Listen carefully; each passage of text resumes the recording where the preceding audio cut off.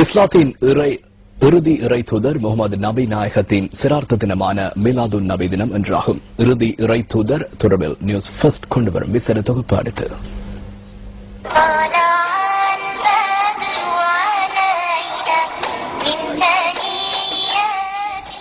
அகிலத்தின் அருட்கொடை இறை தூதர்களின் தலைவர் மக்கமா நகரில் ரபீல் அவ்வல் மாதம் 12ஆம் நாள் திங்கட்கிழமை, அதாவது கிறிஸ்துவுக்கு பின் 571ஆம் ஆண்டு பிறந்தார். தனது பிறப்புக்கு முன்பே தந்தையை இழந்த நபி அவர்கள் 6வது வயதிலே தாயாரையும் இழந்தார்.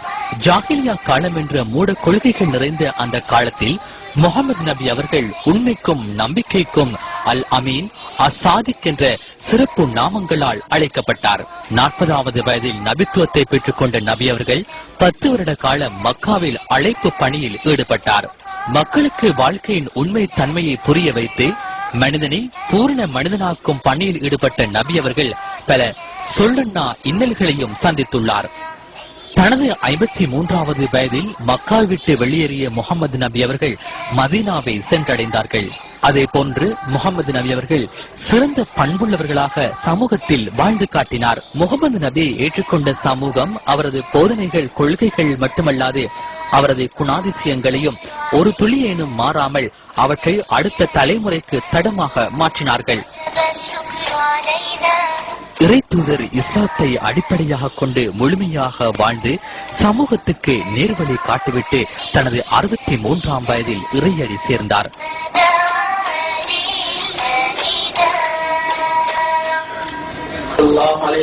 அவர்கள் மக்களுக்கு மத்தியிலே அனுப்பப்பட்டது மார்க்கத்தை தெளிவுபடுத்துவதற்காக வேண்டி, புனிதமான இஸ்லாத்தை தெளிவுபடுத்துவதற்காக வேண்டி.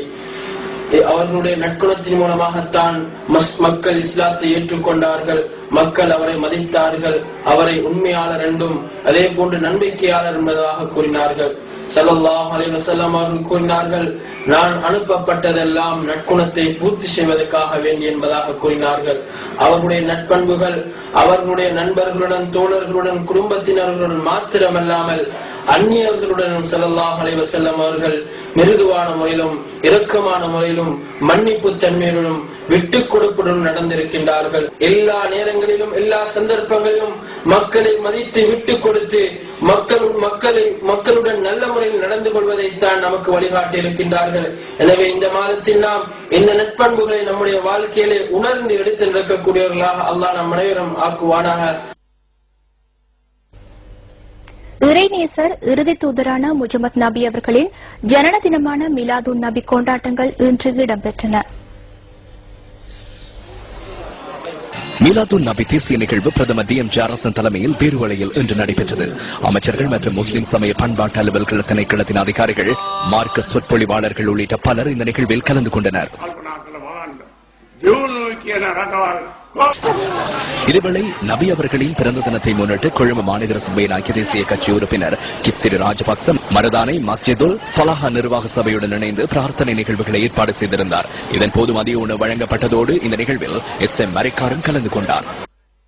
மக்கள் மத்தியில் இன மதபேதங்களை தடுப்பதற்கான அடிப்படை வழிமுறையை காட்டித் தந்த இறை தூதர் முகமது நபி அவர்களின் போதனைகள் உலக வாழ் அனைத்து மக்களுக்கும் சமாதானம், ஒற்றுமை, சகவாழ்வுக்கான தகவலை எடுத்துக் காட்டுவதாக ஜனாதிபதி மஹிந்த ராஜபக்ச குறிப்பிட்டுள்ளார். இறை தூதுவர் முகமது நபி அவர்களின் ஜனன தினத்தை முன்னிட்டு விடுத்துள்ள செய்தியிலேயே இந்த விடயத்தை அவர் கூறியுள்ளார்.